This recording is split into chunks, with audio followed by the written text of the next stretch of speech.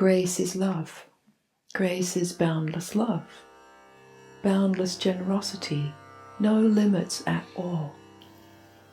To land in grace, I think it would be good to open up a little bit what we mean by that term, grace itself.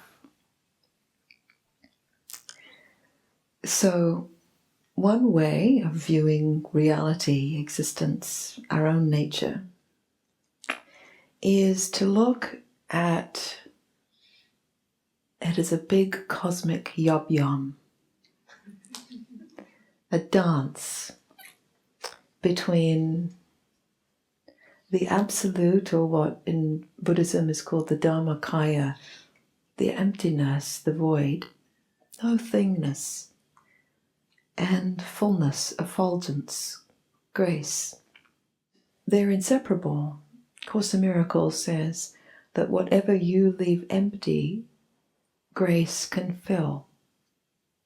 We don't do very well without grace.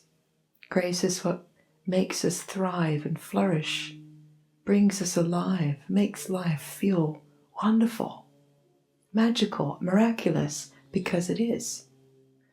So the first dimension of grace is really the ground of grace.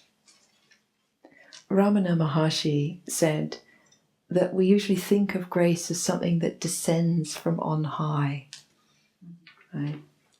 But really, he said, when you let the mind merge into the heart, when you let the mind drop into the heart, grace rushes forth as if a spring from within you.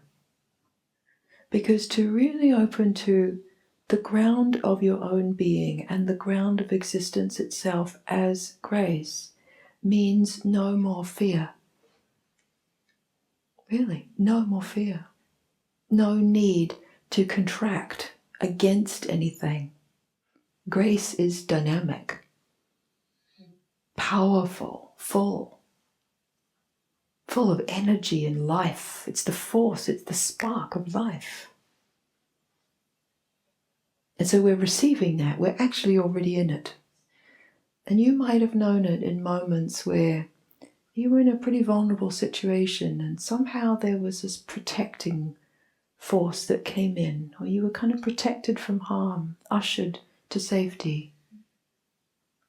Or you were met by this extraordinary kindness of a stranger who didn't know you personally and yet was just totally attuned and beautifully loving and kind in a way that was clearly not accidental.